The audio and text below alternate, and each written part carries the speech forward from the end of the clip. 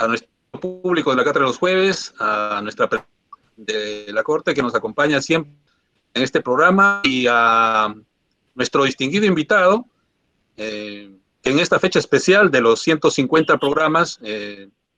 Yo quiero darle un agradecimiento muy especial también porque con él se inició esta aventura del programa.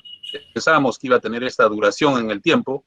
Fue un esfuerzo focalizado para mejorar las habilidades y las capacidades de los jueces de la Sala Penal Nacional allá por el año 2015. Y ya estamos más de un lustro en estos programas y qué bueno que haya coincidido. Yo creo que es una sincronización de los astros para que esta sesión 150 esté a cargo de nuestro distinguido colega, el juez superior Francisco Celis Mendoza Aymar, quien es doctor en Derecho y magíster en Derecho Penal y Derecho Constitucional por la Universidad Nacional de San Agustín de Arequipa, así como es egresado de la maestría en Derecho Constitucional y bachiller en Educación por la misma universidad.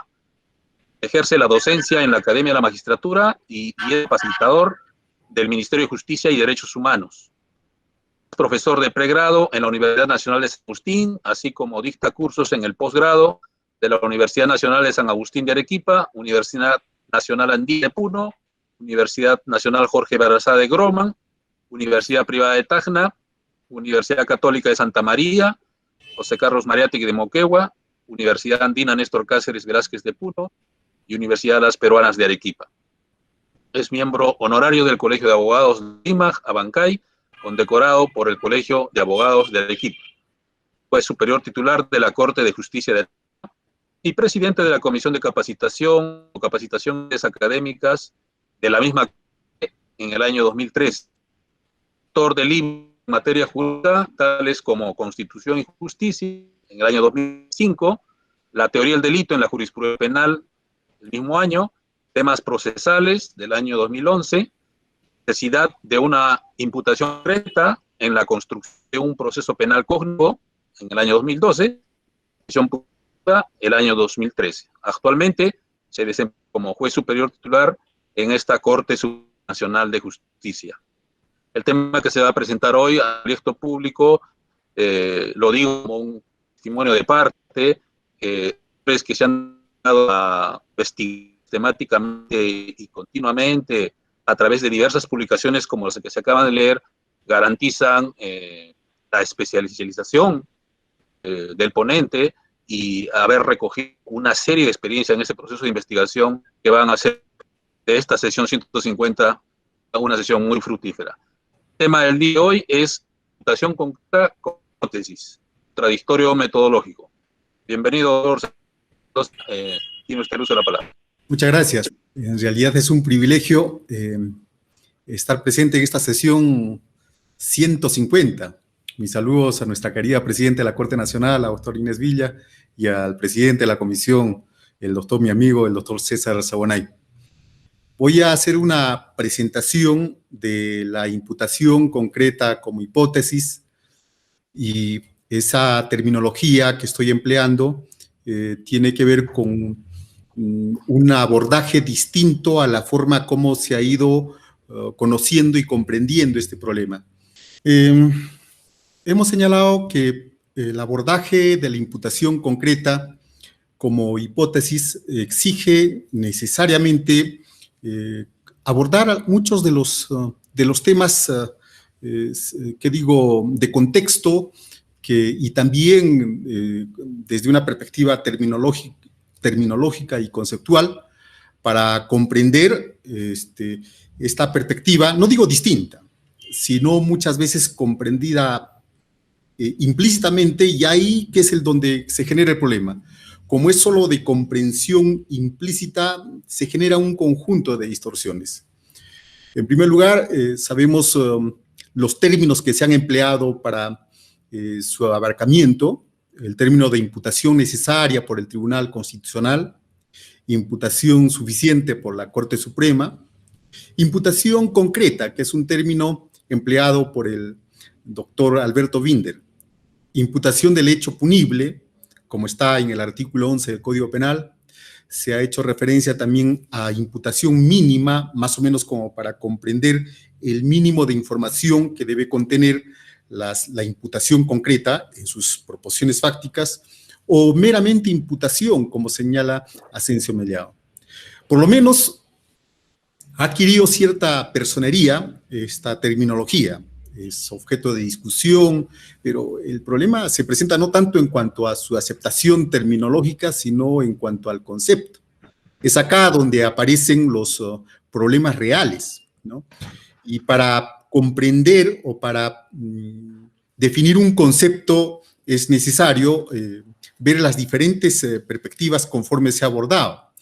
Hemos hecho una aproximación desde una perspectiva estructural formal, desde la teoría general del derecho, desde la teoría del proceso, desde la teoría de la prueba, desde la teoría de la argumentación jurídica inclusive, finalmente desde la teoría del conocimiento. Lo que se ha difundido con cierta amplitud es ese abordaje formal estructural. Cuando se trata de conversar sobre estos temas y de ver cómo lo plantean en los conflictos punitivos, normalmente los operadores asumen esta estructura, es decir, el fáctico de la realidad conforme aparecen con un conjunto de datos, los elementos del tipo y la imputación concreta que viene a ser una suerte de síntesis de esa información que se produce, que da lugar, lógicamente, a su configuración, pero siempre filtrándolos a través de los elementos del tipo. Esa es la forma como normalmente se ha divulgado la imputación concreta. Pero esto genera algunos problemas, porque su abordaje, si no es comprendido desde la perspectiva de la teoría general del derecho, desde la perspectiva de la teoría del proceso, desde la perspectiva de la teoría estándar de la argumentación, puede generar algunos problemas. De hecho, cuando hablamos de la teoría general del derecho, pues vamos a encontrar a la imputación de un hecho a una persona, en la terminología empleada por Hans Kelsen, ¿cierto?, como parte conformante del supuesto de hecho. Realizado la imputación del hecho punible, entonces se va a atribuir una consecuencia jurídica, este nexo lógico. ¿Dónde aparece la imputación del hecho punible como generadora de la consecuencia? Pues en esta hipótesis o en este supuesto de hecho. El concepto de hipótesis que se plantea en este plano no es el que queremos exponer en este momento, es un concepto distinto, pero por lo pronto vamos viendo, ubicando el problema de la imputación concreta o la imputación de un hecho como parte del supuesto de hecho desde la teoría general del derecho, ¿no? Quizás desde una perspectiva ya más vinculada al tema procesal, creo que es desde la perspectiva de la teoría general del proceso que se debe abordar la ubicación de la imputación concreta como tal. La pretensión procesal como categoría central de la moderna teoría del proceso, del procesalismo científico, ciertamente nos obliga a estructurar la pretensión por lo menos elementos subjetivos y elementos objetivos, ¿no? Dentro de los elementos subjetivos tenemos al pretensor y al opositor. Claro, acá estamos excluyendo al órgano jurisdiccional, solamente estructurándolo con aquellos que están en los extremos de la relación de conflicto. Y dentro de los elementos objetivos encontramos el petitorio y los fundamentos o causa petendi. Esto desde la perspectiva de la pretensión procesal en forma general, pero ¿qué es lo que pasa?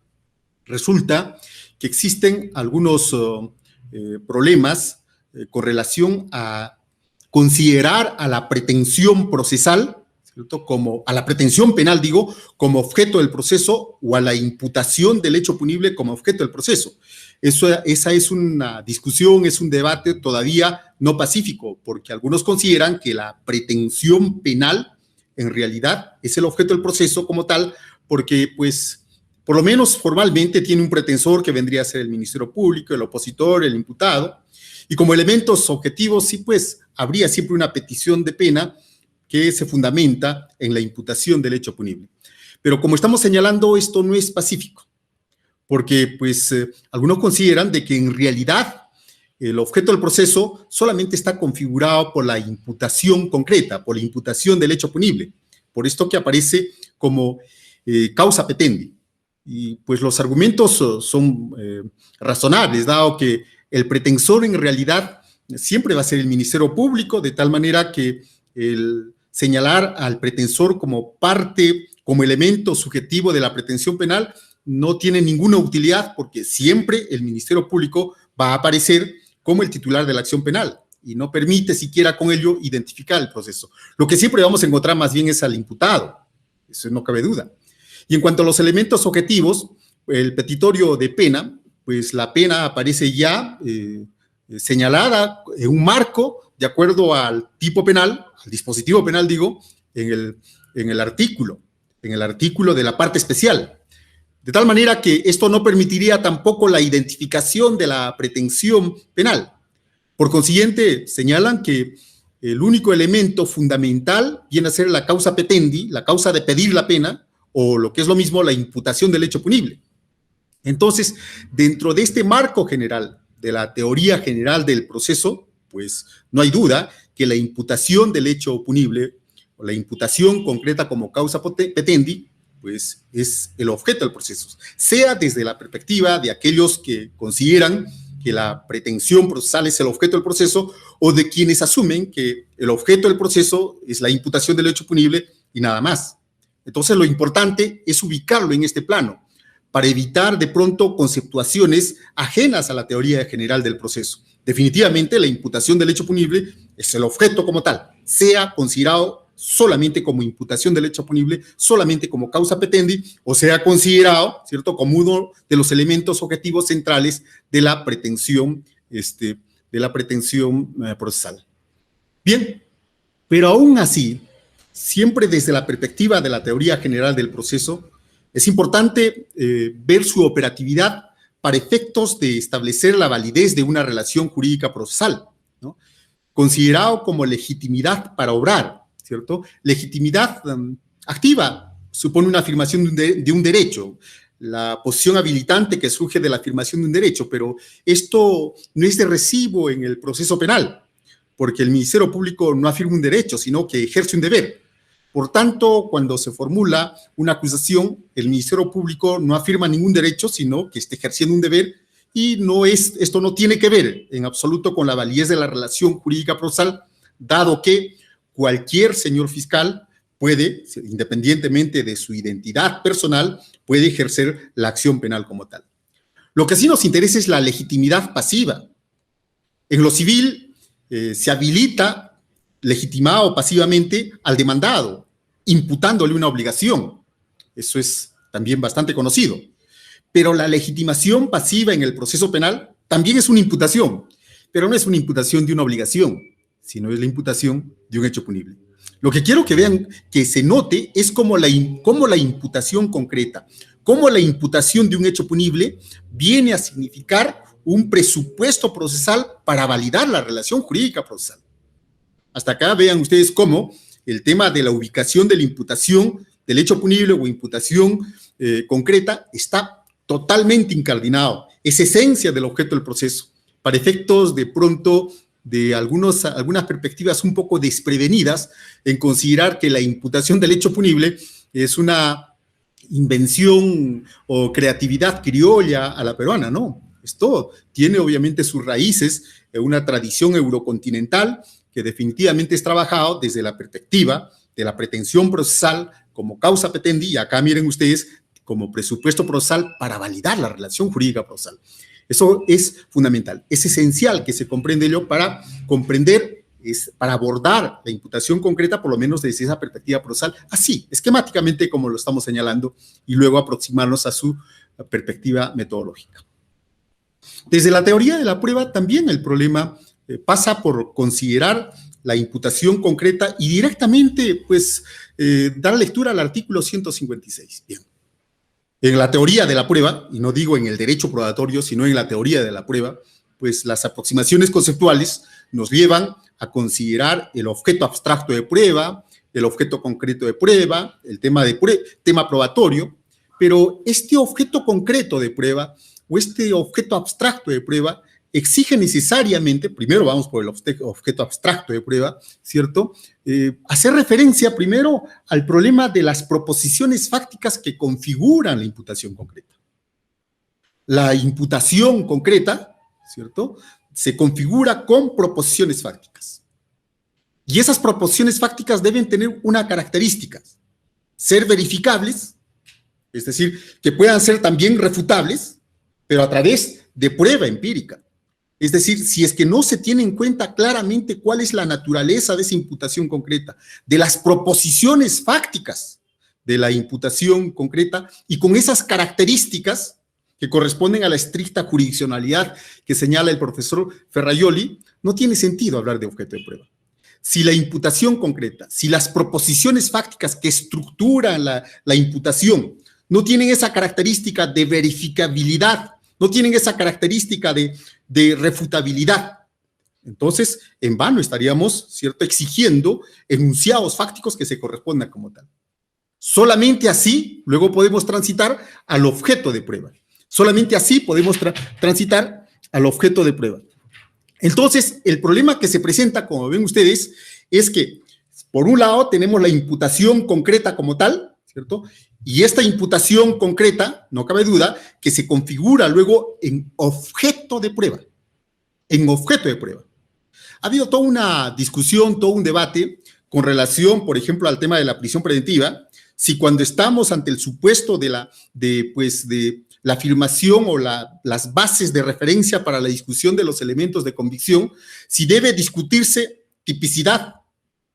En realidad, la audiencia de prisión preventiva no es un escenario para discutir tipicidad vinculado a una consecuencia de sobreseimiento, pero no hay duda que la imputación concreta como punto de referencia para que se discuta respecto de los elementos de convicción, pues eso es clarísimo, eso es claro, ¿cierto?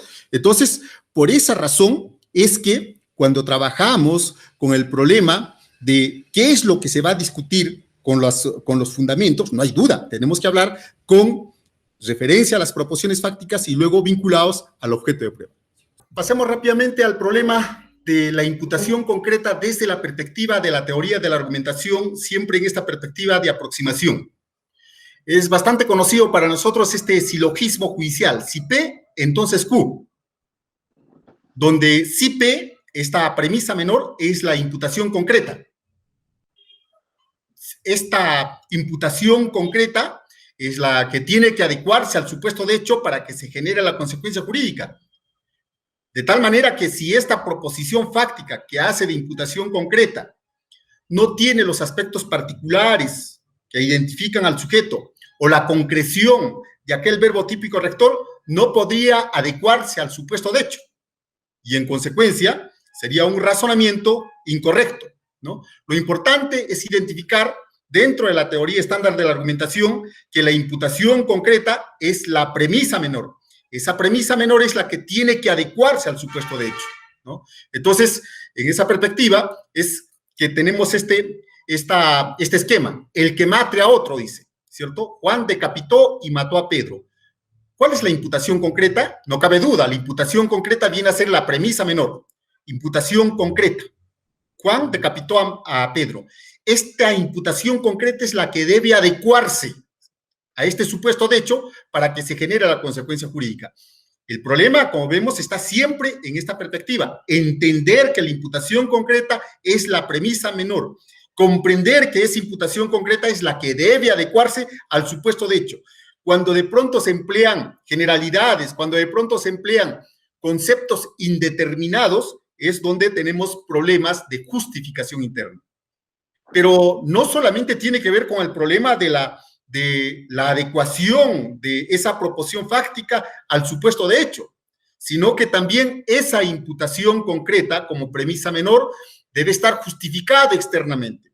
La justificación externa de la premisa menor es lo fundamental. En el caso de Juan decapitó y mató a Pedro, debe estar justificado externamente con la necropsia, testigos, videos, es decir, todos aquellos elementos que permitan sostener esta proposición, esta imputación concreta.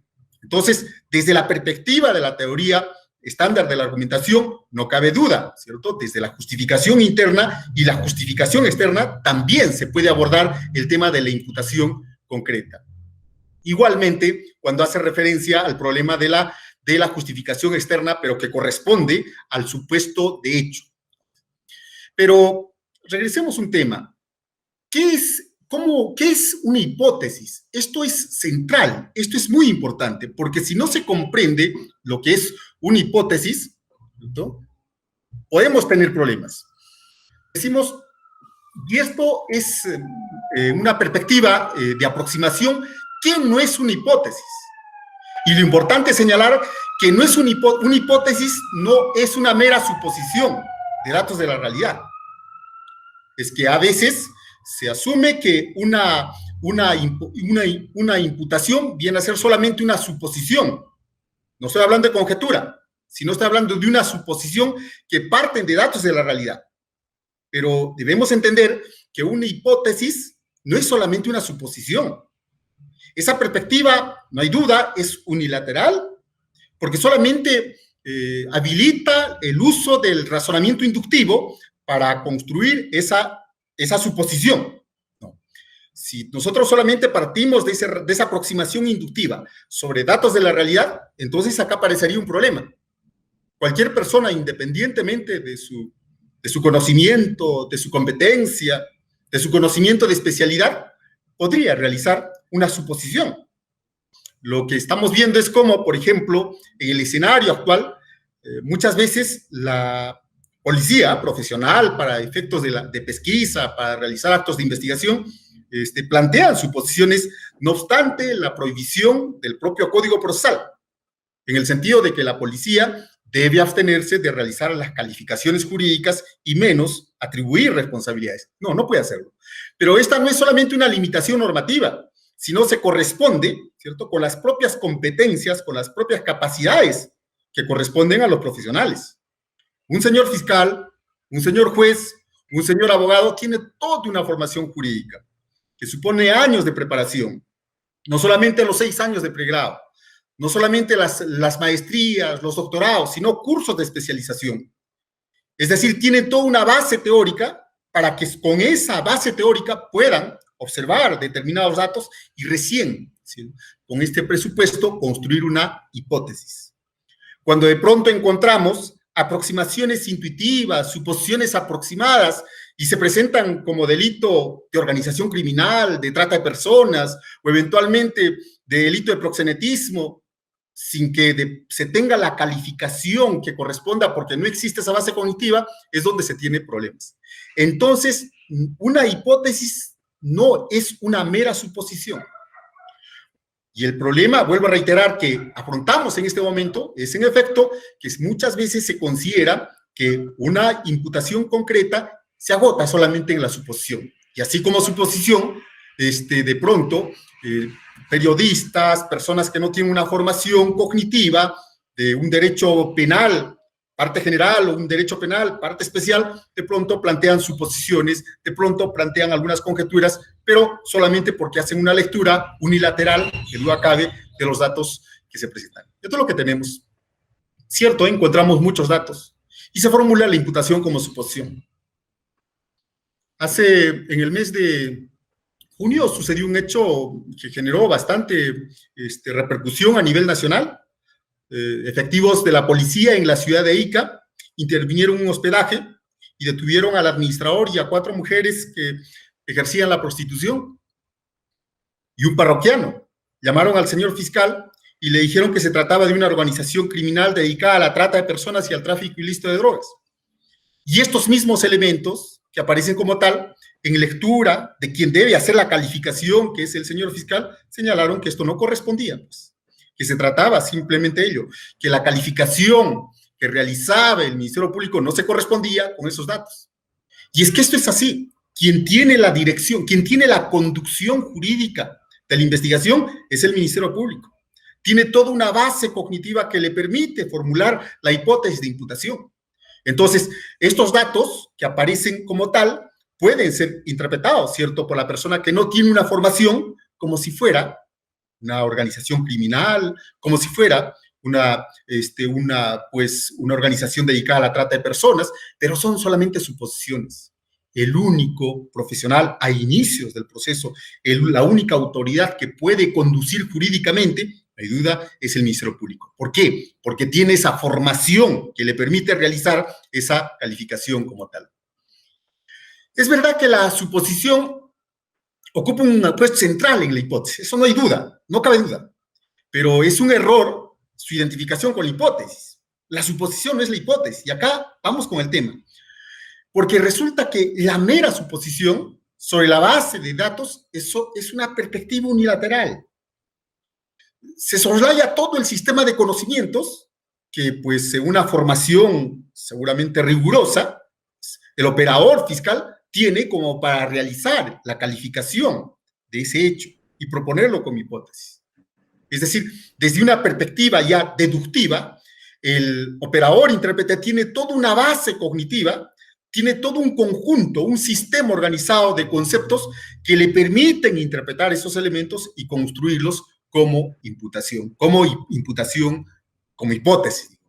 Entonces, no nos olvidemos este tema. La suposición, claro, es central en la hipótesis, pero agotar el tema de la suposición como tal, sin exigir que este sujeto tenga toda esa base cognitiva que le permita recién construir la hipótesis, eso sí sería unilateral. Y acá tenemos un concepto de hipótesis, ¿cierto? Es una categoría epistémica y está conformado por un sistema organizado de juicios, conceptos y razonamientos que dan sentido a los datos o elementos que fenoménicamente se presentan. Pongámonos a pensar simplemente en en una situación casi común. Nosotros miramos una placa radiográfica y encontramos un conjunto de claroscuros. Nosotros no tenemos la competencia como para poder hacer un diagnóstico clínico, porque nuestra formación es jurídica, pero que de pronto un radiólogo o un neumólogo haga lectura y pueda plantear una hipótesis, lo puede hacer. ¿Por qué? Porque tiene esa formación, porque tiene ese conocimiento. Nosotros lo único que podríamos hacer referencia a las zonas grises más oscuras y las zonas claras de esa radiografía, pero nada más.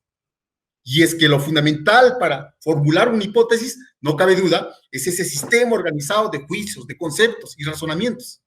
Ese sistema organizado de juicios. Y nos vamos inmediatamente a ver lo que es una teoría del delito. Una teoría del delito, pues, es un sistema organizado, ¿cierto?, de conceptos, en cada nivel analítico, con cada uno de sus componentes.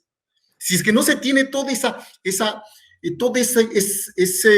base cognitiva, ¿cómo así podríamos realizar una hipótesis? ¿Cómo así podríamos formular una hipótesis? Nos quedaríamos solamente en la unilateralidad del razonamiento inductivo y tendríamos una suposición, pero nunca una hipótesis. La hipótesis no es un supuesto. La hipótesis es una categoría epistémica, conformado con un sistema organizado de juicios, conceptos y razonamientos que le dan sentido. Acá tenemos un gráfico que nos permite ubicar esto que estamos señalando. El operador fiscal tiene toda esta base cognitiva. Se presentan estos elementos de juicio. Y a través de un razonamiento inductivo, ¿cierto?, este señor fiscal, luego este señor juez al momento del control, o este señor abogado cuando hace un cuestionamiento a la hipótesis de imputación, ¿cierto?, permite centrar el debate en la hipótesis de imputación concreta. La imputación concreta, como hipótesis, deja de ser simplemente una mera suposición. La imputación concreta aparece como una categoría epistémica construida sobre la base, ¿cierto?, de los elementos, de los datos de la realidad y, sobre todo, con esa base conceptual que permite la organización de esa hipótesis conforme a estos elementos. Es claro que para la construcción de la hipótesis, desde la perspectiva del razonamiento inductivo, tiene que transitar por este puente inferencial. Es claro que para la organización de estas proposiciones fácticas de la imputación, tiene que basarse en todo ese sistema organizado de conocimientos, de categorías. Sin ello no se puede construir imputación concreta. ¿Cómo así podríamos construir imputación concreta como hipótesis si eventualmente el manejo de las categorías, el manejo de los elementos del tipo, el manejo de cada uno de esos requisitos, de esos presupuestos, de esos componentes típicos, no aparece en la base conceptual que tiene el operador? La hipótesis, y esto es muy importante señalar, por lo menos puede descomponerse en estos dos aspectos. Por un lado, es un sistema organizado de juicios, conceptos y razonamientos que justifican teóricamente la hipótesis. Eso es toda aquella base que tiene el operador penal como su formación, ¿cierto? Y por el otro lado, los datos o elementos que fenoménicamente se presentan. Ambos, desde la perspectiva deductiva e inductiva, pues dan sentido a la hipótesis del hecho punible, a la hipótesis desde una perspectiva heurística para explicar o justificar esos elementos, o desde una perspectiva de demostración, cuando ya se tiene la hipótesis configurado con los elementos de convicción. Pero esto es clave.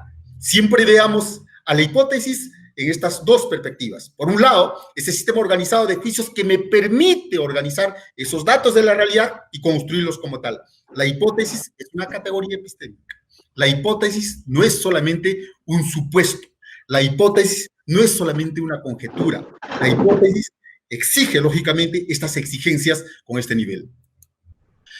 ¿Y qué es la teoría del delito?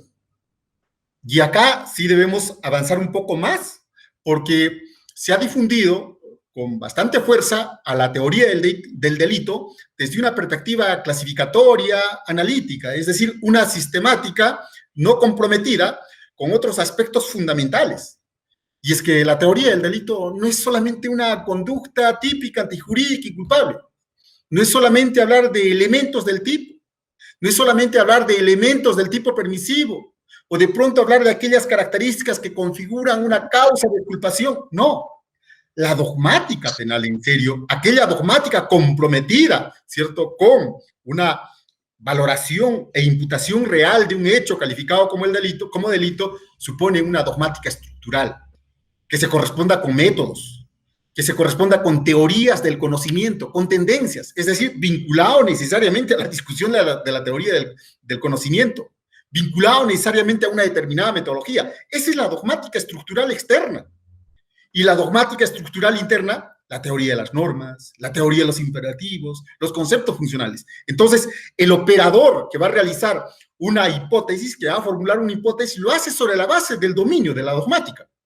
Pero estamos entendiendo la dogmática en serio, no la dogmática desde esa perspectiva tan transicional, esa perspectiva de considerarla clasificatoriamente como una conducta típica, antijurídica y culpable, y solamente verificar los elementos de cada uno de los filtros analíticos. No. Eso es una sistemática, pero sin comprender su dogmática interna, aquella que corresponde fundamentalmente a una teoría del conocimiento, aquella que corresponde necesariamente a una metodología para asumir a esta teoría como lo que es teoría y su aproximación empírica a la realidad.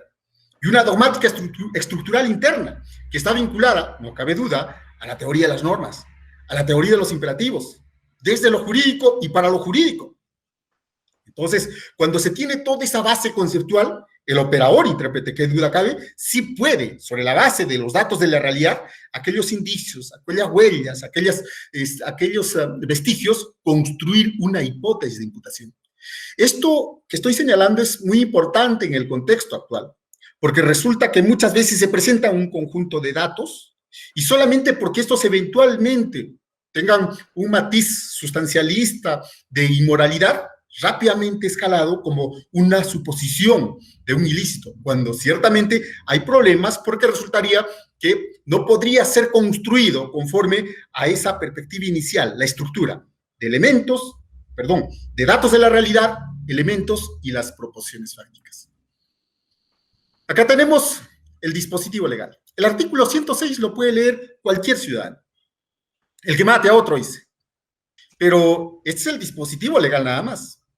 Elementalmente, un tipo penal tiene una construcción, pues, más elaborada. Acá lo estamos presentando de manera, esquemática, más o menos para hacer comprender cuál es la diferencia que existe entre un dispositivo legal y el tipo penal. El dispositivo legal es un producto del legislador, el que mate a otro. El tipo penal, sin embargo, es un producto dogmático. El tipo penal lo elabora el dogmático penal, ¿cierto? Y el dogmático penal se encarga precisamente de analizar y armonizar esos elementos Y si encontramos acá el tipo penal, por lo menos en esta estructura tan elemental, hablamos de un tipo objetivo, de un tipo subjetivo, un tipo objetivo con esta estructura, un tipo subjetivo donde se tiene al dolo con conocimiento y voluntad. Pero sin embargo, en el dispositivo legal lo único que encontramos es el que mate a otro. Acá no aparece el dolo. Definitivamente tenemos que remitirnos al artículo 11 y al artículo 12 para configurar ese tipo subjetivo. En consecuencia, corresponde a un paleopositivismo inicial hablar, ¿cierto?, de hablar del dispositivo legal como tipo. Solamente para ver cómo algunos desde la lectura del artículo asumen que ya tienen la competencia o la destreza como para construir una hipótesis. No. Quien puede construir una hipótesis es el que tiene un dominio del tipo penal, no el que tiene una lectura del dispositivo legal, porque lo lee el policía, lo lee el periodista, lo lee cualquier político y eventualmente se apresura rápidamente a hacer una suposición. Entre quien no tiene formación legal y el que solamente conoce el dispositivo no hay ninguna diferencia. El profesional, el que plantea hipótesis es distinto, porque él tiene un dominio conceptual de esa teoría del delito y particularmente de la teoría del tipo. Se hace una diferencia desde esa perspectiva del marco normativo, no voy a abundar mucho sobre esto, ¿cierto? Los problemas de diferenciar los elementos descriptivos respecto a los elementos valorativos, eso lo hace obviamente quien tiene el conocimiento, la competencia. Los elementos descriptivos, ¿cierto?, y los elementos valorativos que suponen siempre desde una perspectiva de la estricta jurisdiccionalidad, esto que es central, descripción. Los elementos valorativos también requieren descripción, solamente que además exigen valoración. Descripción. Y esto que se tiene que ser descrito, obviamente, se va a configurar en un objeto de prueba. ¿No? Bien. Para más o menos ver cómo se requiere siempre de un conocimiento experto, para la formulación de hipótesis, quiero presentar un caso y ver si estamos realmente en la capacidad, ¿cierto?, de formular hipótesis. En febrero del 2017 se dio muerte a un periodista, un editor audiovisual. Su cuerpo fue descuartizado y sus partes fueron arrojadas por distintos lugares de Lima, como el río Rímac.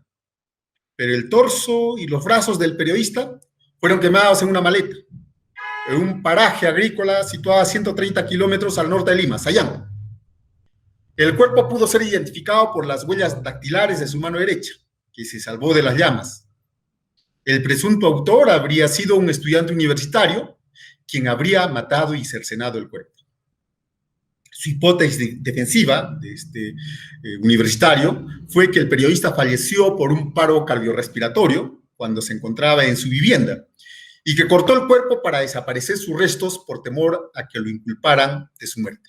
Vean, el hecho parece simple, el hecho es ampliamente difundido, los medios de comunicación apuraron calificaciones como que se trataba de un asesinato, entre comillas, algunos hacían referencia a la gran crueldad, pero el problema ya se presenta, yo como fiscal, yo como juez o yo como abogado defensor, frente a estos hechos tengo que realizar una calificación jurídica.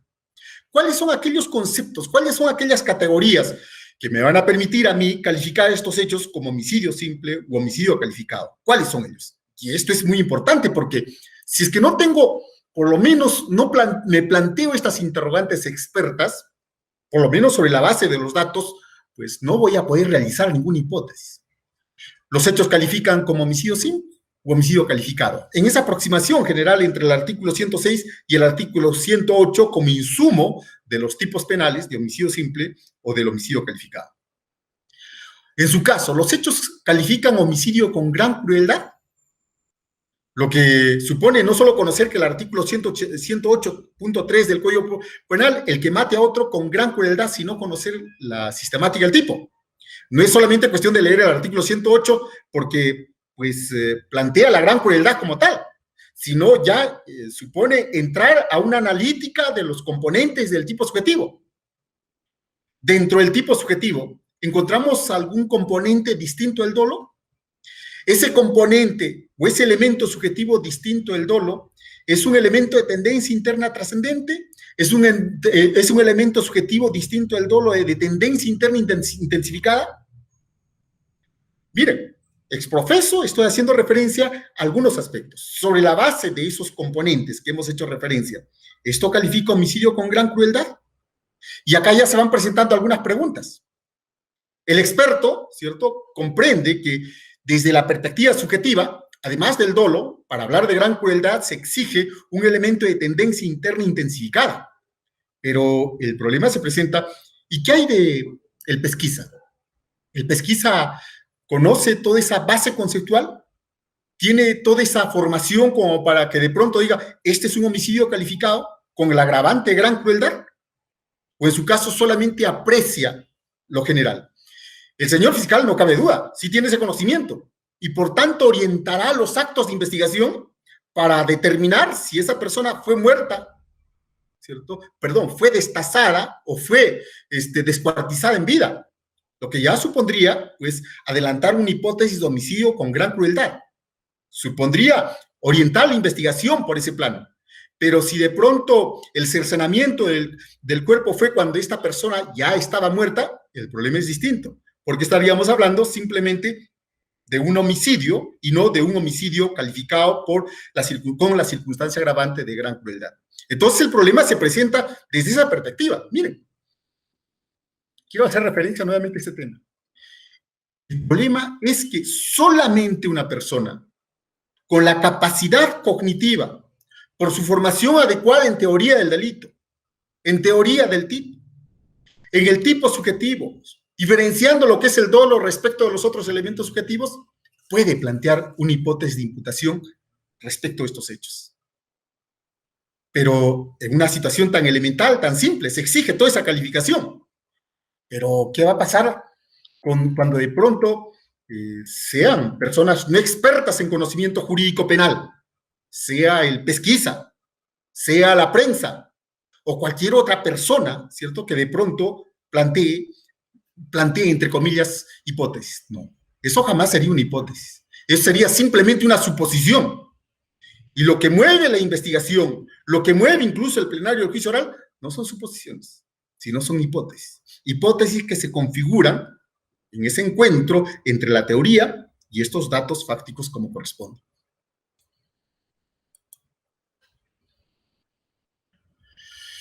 Sobre este plano es necesario hacer una aclaración. Estamos hablando de que la hipótesis, como categoría jurídica, que sintetiza ese conocimiento a través del razonamiento jurídico, ese conocimiento fenoménico, eso que se da en la realidad, con los componentes teóricos que acompañan al señor fiscal, al señor juez o al señor abogado, se puede plantear, pues, una hipótesis. Definitivamente, antes de la formalización de investigación preparatoria, lo que se va a tener solamente es una hipótesis exploratoria. Lo que se va a realizar una investigación, ¿cierto?, con una hipótesis de trabajo que corresponde a esos elementos iniciales. Pero desde el momento que ya se encuentren componentes o elementos, datos, que permitan vincular a una persona con la realización de ese hecho, ya transitamos a una hipótesis heurística o a una hipótesis de investigación. Esa hipótesis de investigación es el motor de la formalización de investigación preparatoria.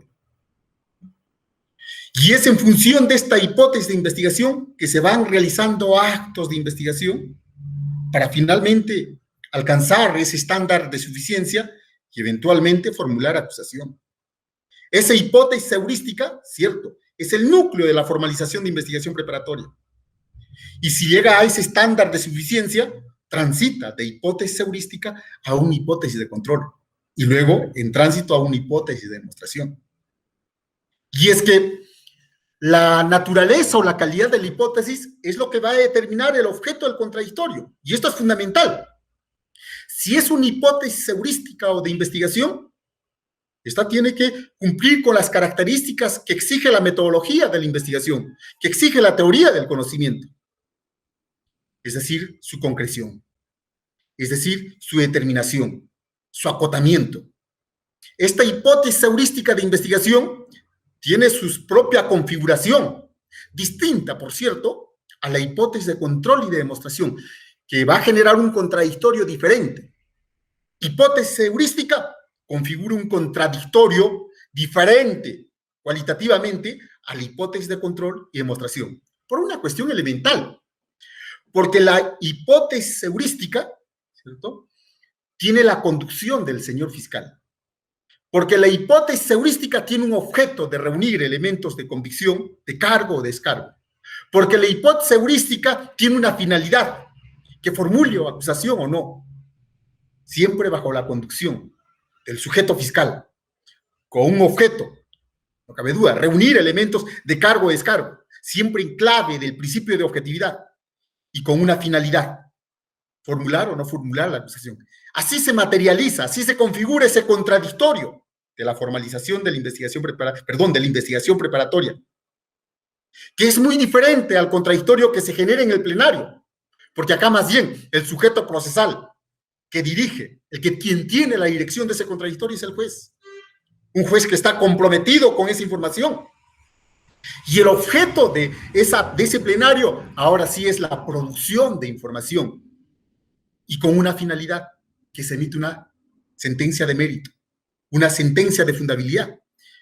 La diferencia entre el contradictorio que se genera en el plenario con el contradictorio que se genera en la investigación es clarísima, por diferencia de sujeto, por diferencia de objeto y por diferencia de finalidad.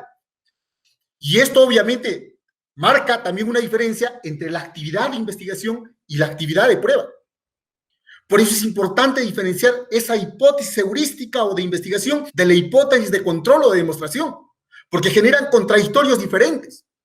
Y este es un tema que hay que destacar, porque si es que no se asume esta diferencia cualitativa entre estos dos contradictorios en escenarios diferentes, de pronto podemos pretender utilizar para un juicio de fundabilidad información que ha surgido como consecuencia del contradictorio de investigación. Y ese es el problema.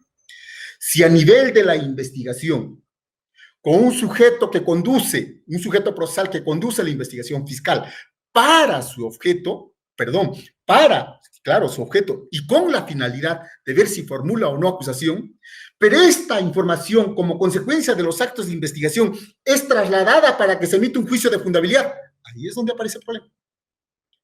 Porque cuando hablamos de la configuración del contradictorio en el plenario del juicio oral, el tema es diferente, porque resulta que en este plano, el sujeto, juez que dirige ese contradictorio, tiene como objeto producción de información en prueba y contraprueba, con la finalidad de que se emita un juicio de fundabilidad.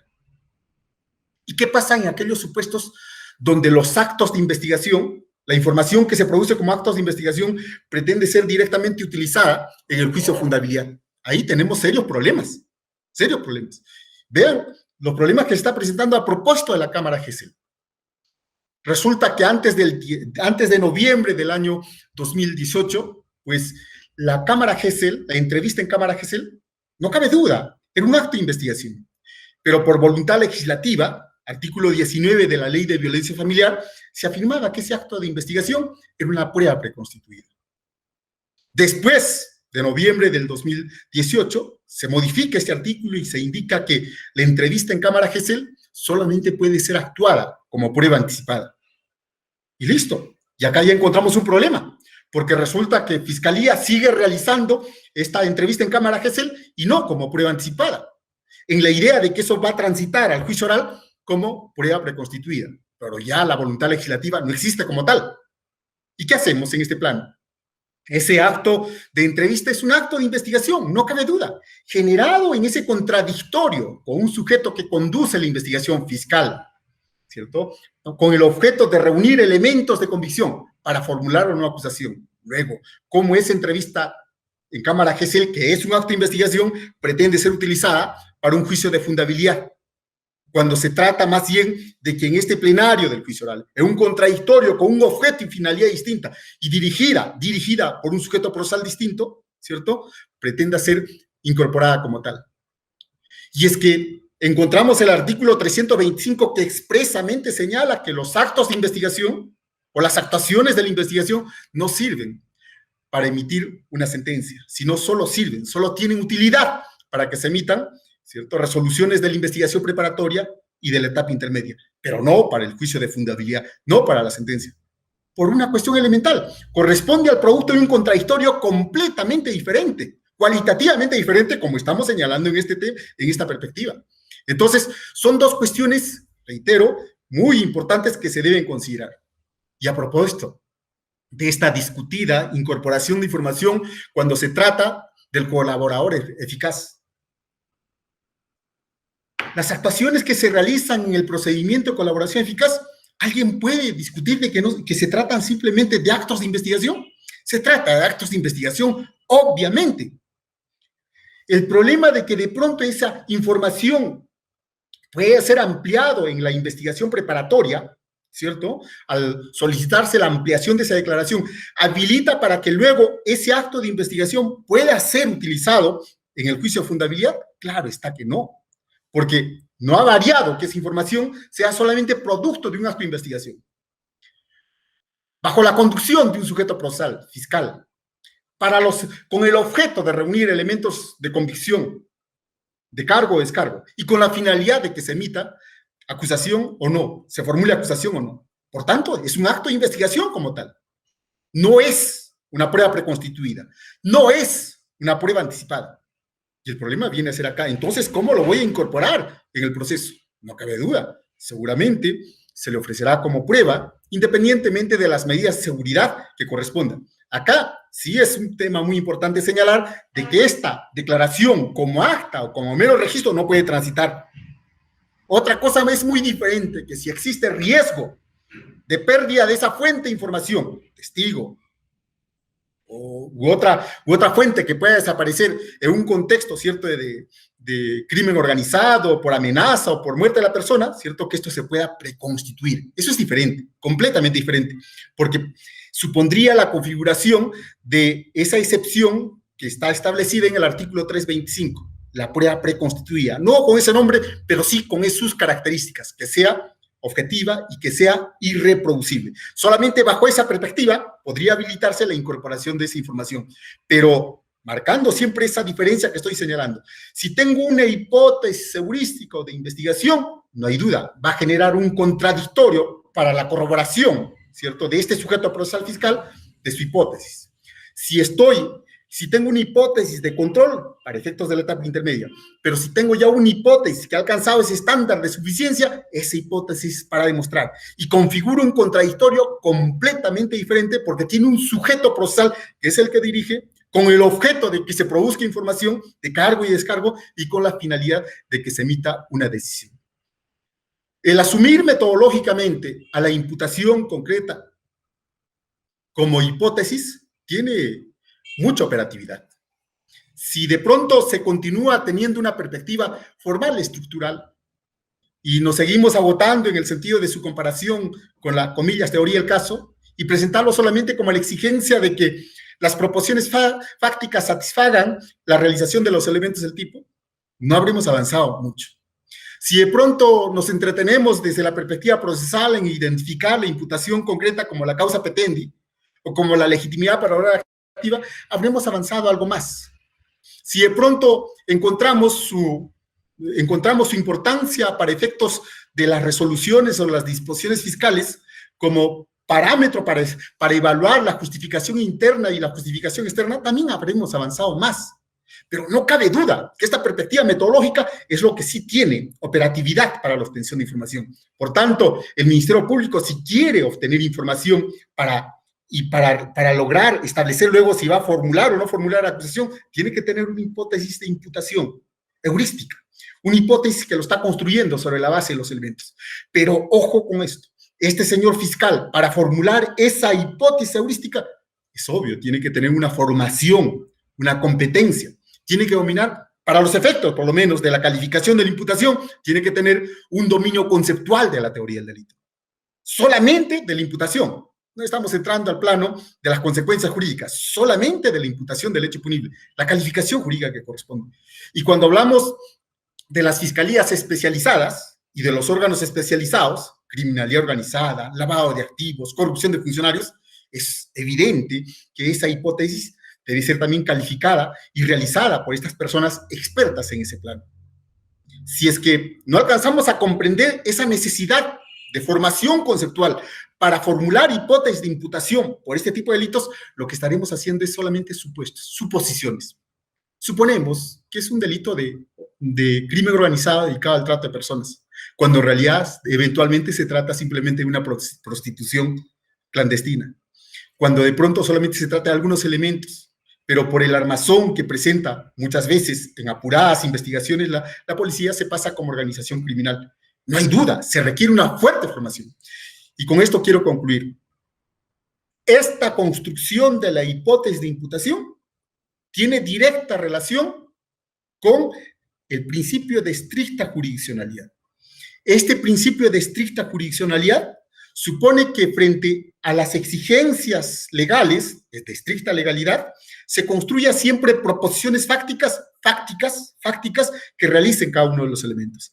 Estas proposiciones fácticas deben tener esas características de verificabilidad y refutabilidad.